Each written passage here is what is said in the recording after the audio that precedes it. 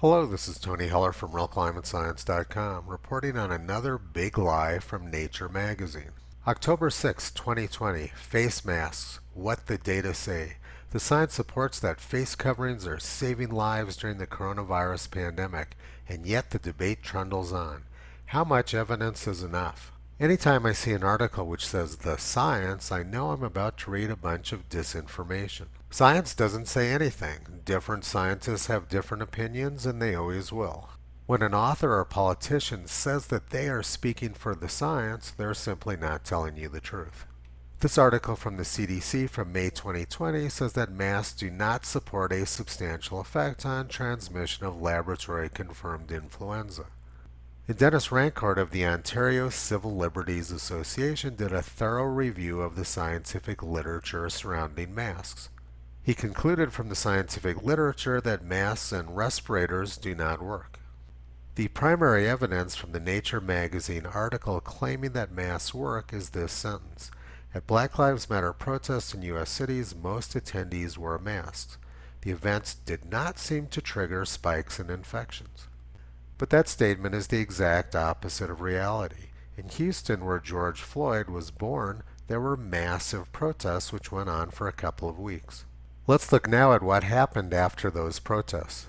This graph shows COVID-19 hospitalizations at the Texas Medical Center, which is located not far from downtown Houston. It's also right across the street from where I went to graduate school at Rice University. I've highlighted in pink the dates of the George Floyd protests, and they were followed by a huge spike in hospitalizations. Now let's look at the statement in Nature magazine again. At Black Lives Matter protests in U.S. cities, most attendees wore masks. The events did not seem to trigger spikes in infections. That simply isn't true. Houston Chronicle, June 12, 2020. Houston police see uptick in COVID cases after George Floyd protests. The police got infected by the protesters who were wearing masks. June 15th, Fox 26 Houston.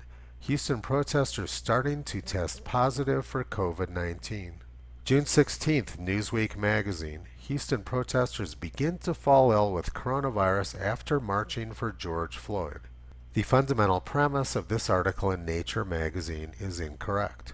There was no science or research done by Nature magazine. They're simply pushing political propaganda about face masks.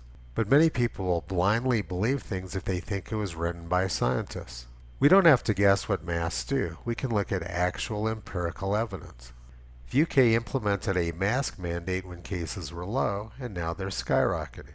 France implemented a mask mandate when cases were low, and like the UK, their cases are skyrocketing. The same story in Ireland. Mask mandates don't work. One country which is doing extremely well in Europe is Sweden, and that's precisely because they didn't lock down and they didn't implement mask mandates. Sweden recognized that the only way to get past an epidemic is to allow the virus to spread through the low-risk community and develop herd immunity. There are lots of countries trying to hide from the virus with masks and lockdowns. And that's because they think they're listening to the science when in fact all they're listening to is disinformation. Lockdowns and masks are simply snake oil being sold by unscrupulous politicians.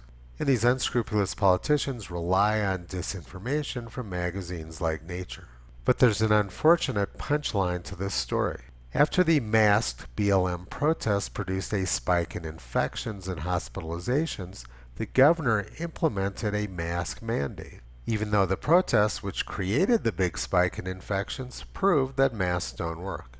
And the other half of this insanity is that public health professionals were promoting these demonstrations. They said, don't shut down protests using coronavirus concerns as an excuse.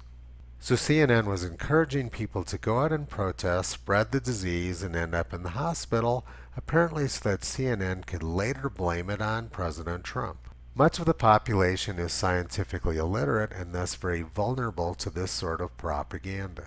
But Toto and Kyrie have been pulling back the curtain on this sort of junk science for a long time.